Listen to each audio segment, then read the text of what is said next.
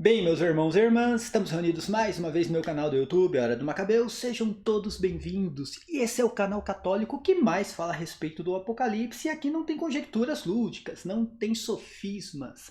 Aqui não tem achismos de propriedade, não tem aparições marianas para defender o meu Apocalipse do desejo. Aqui tem apenas o que São João escreveu e revelou no livro do Apocalipse. E hoje eu quero falar um pouco mais sobre o Orbis Terrarum, ou Terrarum Orbis. Eu quero falar sobre esse tema porque é um tema muito complicado. Os protestantes, alguns, né, eles usam isso contra o preterismo. Também eu quero falar um pouco sobre a Terra plana. Algumas pessoas, e aí é um defeito, né, do próprio Cris Macabeus, é um problema do Cris Macabeus, que faz um vídeo defendendo a Terra plana e ele não diz no vídeo que ele não é terraplanista, tá? Eu quero deixar bem claro que eu não sou terraplanista, eu não sou idiota. Então eu acredito sim, né, que a Terra é um globo, é um planeta que gira em torno do Sol. Lógico que eu acredito nisso, gente. O que eu digo nos meus vídeos é a respeito da cultura hebraica, na época de Cristo. Os hebreus, o que os hebreus acreditavam na época. Eu não estou preocupado nos meus vídeos, né? Eu não estou nem um pouco preocupado com os terraplanistas. Eu não estou preocupado com isso. E também, né, não estou preocupado com a cultura grega e com a cultura romana. Tá? Porque a minha preocupação é a cultura hebraica, porque o livro do Apocalipse foi escrito por um hebreu e ele foi inserido dentro da cultura hebraica. Era um hebreu, né? São João era hebreu, então ele escreveu segundo a sua cultura o livro do Apocalipse. Escreveu para os cristãos, mas segundo a cultura hebraica. Então eu vou falar um pouquinho sobre o Orbis Terrarum, o que significa isso, por que a concordância Strongs, infelizmente o Marizan e outros protestantes também, mas principalmente o Marizan, infelizmente eles usaram isso contra o preterismo, porque a concordância Strongs diz que o termo Ges, o termo Ges é grego, tá? Se traduz como território, região habitada, mas lá está dizendo que significa o mundo todo. A referência que a concordância Strongs traz, né, fornece, essa referência é o Orbis Terrarum. Eu vou explicar um pouco mais sobre isso. E também vou falar sobre a Terra plana e sobre essa suposta ideia, tá? Essa suposta ideia de que na época de Cristo já se sabia que a Terra era um globo, tá? E isso era aceito ainda pelos hebreus, que é uma loucura, tá? Os hebreus eles aceitavam o Torá e na cabeça de um hebreu nada poderia sair, seja uma lei, né? Algo referente à religião e principalmente à criação. Nada poderia sair do que foi escrito no Torá. Deixa eu mudar aqui a cena, porque eu quero primeiramente mostrar o primeiro Orbis Terrarum, tá? Orbis Terrarum, é esse daqui. Ele é datado de 27 a.C. Foi Marcos Agripa que produziu esse mapa. E isso aqui é o Orbis Terrarum, gente. O que significa Orbis Terrarum? O Terrarum significa terras, no plural, tá? E o Orbis significa círculo ou disco. Os romanos também, eles acreditavam naquele momento na Terra plana, mas acreditavam no círculo, tá? Que a Terra era plana e um círculo, assim como os hebreus também acreditavam nisso, né? Que era um disco a Terra, mas era plana. Os hebreus acreditavam já nos quatro, como eu posso falar? Eles acreditavam que a Terra era um disco, tá? Tinha 4 lados e que na verdade você cairia no abismo quando chegava no final, né? da Terra plana, tá? E para os romanos, na época, também era mais ou menos assim. Esse aqui é o primeiro Orbis Terrarum. O que significa Orbis Terrarum? Por que a concordância Strong's, lá no item 4, quando traz o significado do termo Ges, lá no item 4 diz que tem o significado de todas as terras, tá? Ou a terra como um todo, tem o significado de mundo. Aí dá a referência no latim, não no grego, no latim Orbis Terrarum. Porque terrarum significa terras no plural e o orbis significa círculo ou disco. É basicamente isso daqui, gente. São as terras que faziam parte das províncias do Império Romano, no plural. Então, se você pegar todas as terras ali, dá o sentido de mundo. Que mundo? O oikoumene. Então, o termo terra no latim, e no plural, sim, pode ser traduzido como um mundo romano. É isso que a concordância Strong's nos fornece, tá? Dentro do mundo romano. Aqui, se você prestar atenção nesse mapa, você está vendo um disco, tá? Não é um globo, tá, gente? É um disco. E ali, né, o autor colocou todas as províncias do Império Romano nesse disco. Essa era a crença na época de Jesus Cristo, tá? Esse mapa foi produzido 27 anos antes de Cristo. O que acontece? O termo, prestem atenção, que a própria concordância Strong's, quando a gente vai pesquisar sobre o termo oikoumene, também nos fornece a mesma referência, o terrarum orbis, tá? Tá aqui, olha. O que significa, por exemplo, o oikoumene? A terra habitada, lá no item 1 da concordância Strong's, tá? Vai dizer assim, nos escritos gregos, muitas vezes a porção de terra habitada pelos gregos, em distinção das terras dos bárbaros. E aí ele vai citar ali, né, uma literatura, e no item B ele vai dizer assim, nos autores gregos que escreveram sobre os assuntos romanos, como, né, o Orbis Terrarum é equivalente ao Império Romano. Tá? Equivalente ao Império Romano. E aí ele cita, por exemplo, Lucas 2, versículo 1, que é aquele texto quando, né, tem o recenseamento do mundo romano. Tá? No recenseamento do mundo romano. Então, isso daqui, gente, deixa eu voltar aqui para o Orbis Terrarum. Tá? O Orbis Terrarum é isso daqui, é o mundo romano. Por que o termo Ges no Orbis Terrarum, lá no latim, pode ser traduzido como mundo? Porque está no plural, são as terras, as províncias que faziam parte do mundo romano. Se está no plural, está falando, são muitas terras, e ali é um mundo romano, tá? Mas a concordância Strong's deixa bem claro, que aquilo é no latim, no Orbis Terrarum, não no grego. No grego ela nos transmite exatamente que no grego bíblico, tá? Também tem essa, no grego koiné, dentro das escrituras. Ela volta a nos transmitir exatamente qual era a crença hebraica sobre o mundo e sobre o termo terra. O que significava isso no mundo judaico? O que significava? Significava apenas um território, uma região, e quando não tinha exatamente o nome dessa região, como a terra dos filisteus, a terra dos caldeus, quando não tinha esse nome, era exatamente a sua terra, a terra onde você habitava. Quando falava a terra, é a terra que eu habito.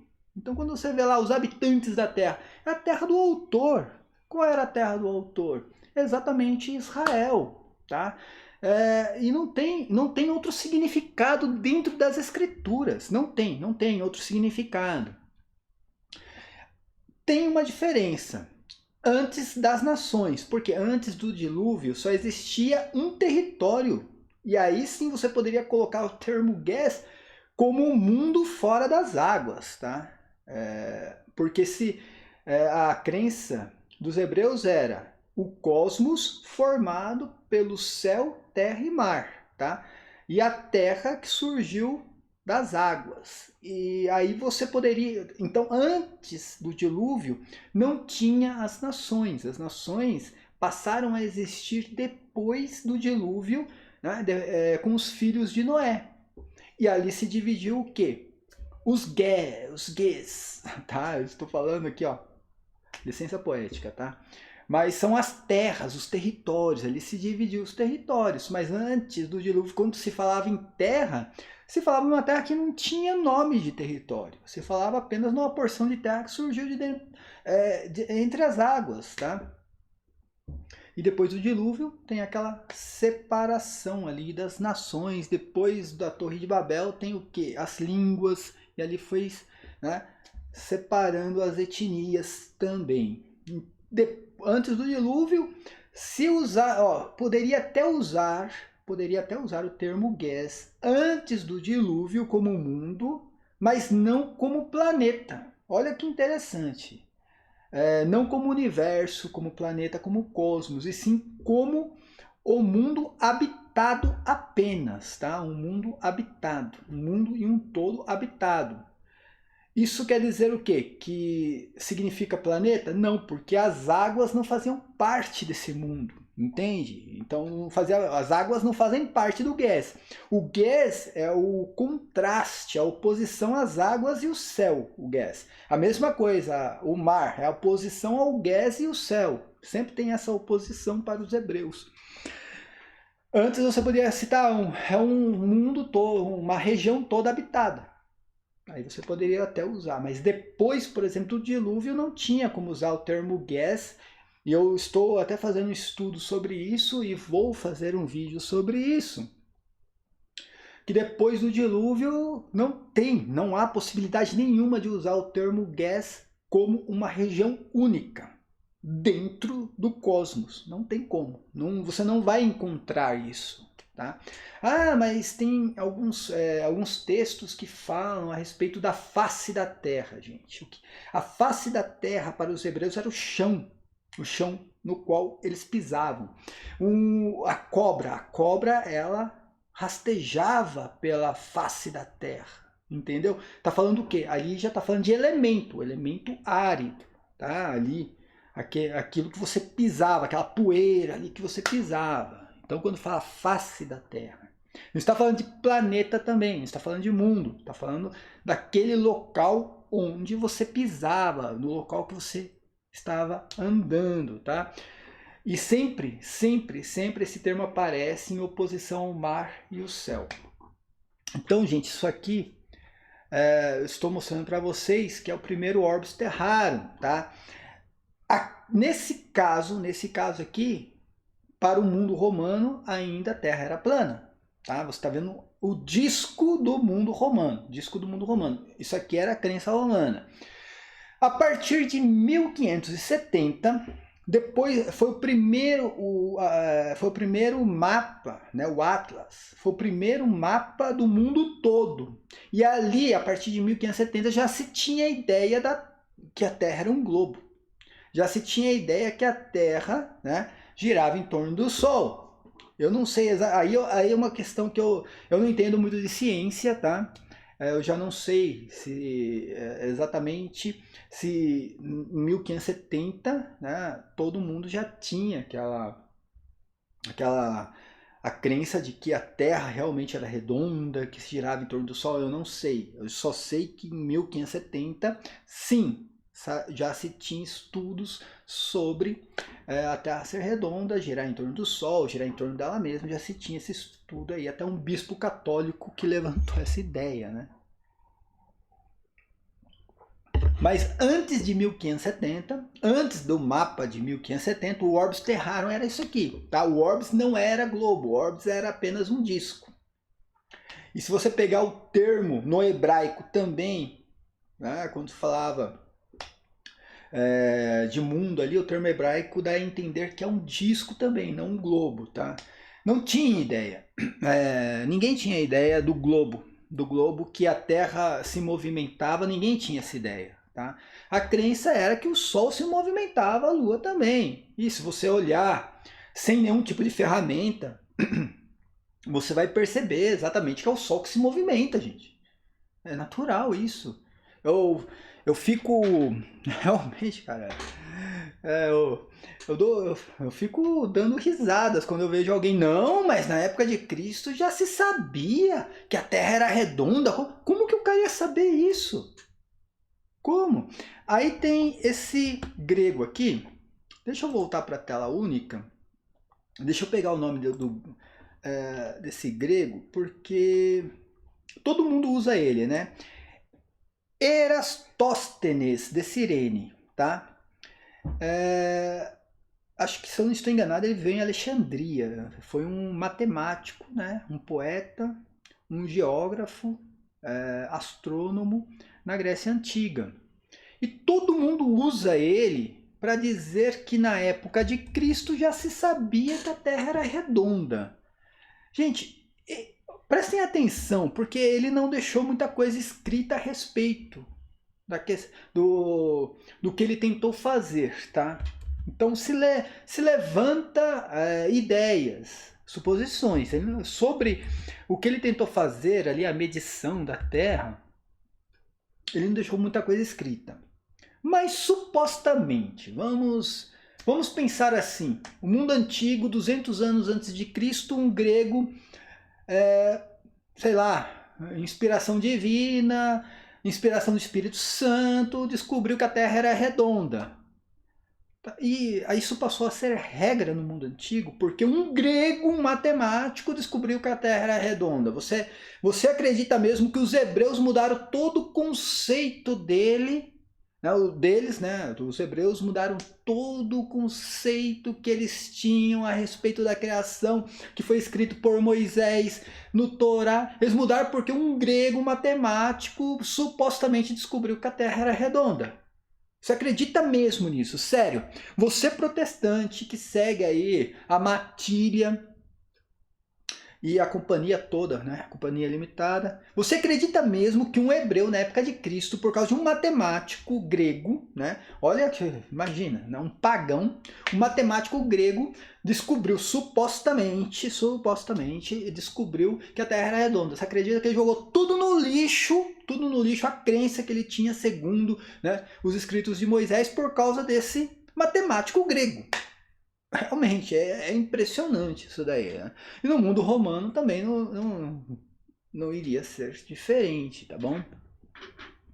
Então, gente, não se sabe exatamente se esse grego ele queria medir, né, apenas o tamanho do planeta, e aí eu vou citar aqui o cosmos, tá? Que é o mundo, porque não tinha essa ideia de planeta. Ninguém chamava planeta na época, gente. É impressionante porque o protestante, principalmente a turminha aí da matilha, são reféns do tradutor. O tradutor ele traduz lá planeta Terra, a Terra como mundo. Mas é refém do tradutor. O tradutor, gente, que escreveu isso na época de Cristo tinha um outro significado. Então você não pode ser refém do tradutor. Você tem que sim procurar ferramentas como o léxico para tentar descobrir qual era a ideia dos hebreus na época. Então não tinha essa ideia de planeta, gente. O planeta que se chama Terra. Não tinha ideia. Não se tinha essa ideia. Como eu falei, a criação foi feita do cosmos com o céu, terra e mar. Isso é muito claro na Bíblia Sagrada e nos escritos, né, do Novo Testamento. Né? Céu, terra e mar. Sempre aparecendo céu, terra e mar. Tudo isso formava o cosmos. Tá? Tanto que fala, né, sobre a terra e o mar. A todo momento, terra e mar. Terra e mar. O mar não faz parte do planeta? É o planeta mar e o planeta terra? Não. Então, enfim, mas a pergunta que eu faço para você acredita mesmo? E aqui eu estou colocando uma suposição, porque não se sabe exatamente se esse grego, esse matemático grego, ele queria medir o tamanho da Terra ou ele queria provar que a Terra era redonda. Não se sabe isso, tá? Então, assim, o que nós sabemos exatamente é que esse grego queria né, medir o tamanho do planeta, o tamanho do mundo. Não vou usar o termo planeta porque não se usava, o tamanho do mundo. Não se sabe exatamente se o que ele queria provar é que a Terra era redonda. Então, hoje, né, pessoas pegaram a ideia desse grego, desse matemático aí, e colocaram que ele já sabia que a Terra era redonda e queria medir, né, o tamanho do globo terrestre. Então não sabe, gente. Para ele poderia ser sim, né? A Terra plana, ele queria saber qual o tamanho daquela Terra plana. É simples. Então não se sabe ao certo, tá? Qual era a ideia desse grego. Mas sabe-se que ele queria sim medir o tamanho do mundo, né? Porque ele queria, com cálculos matemáticos, queria medir o tamanho do mundo. E se... Aí entra essa questão. Eu vou colocar a ideia de quem defende o matemático grego. Vou colocar exatamente a ideia.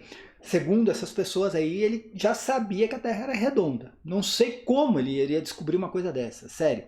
Não tinha ferramentas na época, não tinha nenhum, nada, não tinha nada de ciência para descobrir que a Terra era redonda. Mas segundo essas pessoas, 200 anos de Cristo, o cara aí por inspiração do Espírito Santo descobriu que a Terra era redonda. Então vou colocar a ideia dessas pessoas que defendem isso, tá? Como eu falei, o fato de uma pessoa supostamente descobrir que a Terra era redonda, isso não vira regra no mundo antigo, gente. Ele tem que provar toda essa ideia com suas obras, com sua ciência, com cálculos matemáticos, tem que ser aceito por uma comunidade. No mundo antigo era pior do que hoje. Hoje, se sair alguém falando aí que tem extras, sei lá, não vou nem falar sobre ETs não, falar sobre alguma outra coisa aí, sei lá. Falar que tem criaturas no centro da Terra, vai ter um monte de comunidade aí no Facebook aí acreditando nisso. No mundo antigo não era, tinha que provar, por A mais B que aquilo realmente existia. No mundo antigo era assim, tinha que ter realmente um estudo, isso tinha que ser aceito. Olha os debates que tinha Santo Agostinho, os debates. E ele tinha que provar por A mais B, tinha que ter, gente, tinha um tribunal. Nos debates, tinha um tribunal e ali tinha um juiz que iria dizer, Santo Agostinho está com a razão. Então no mundo antigo não era assim.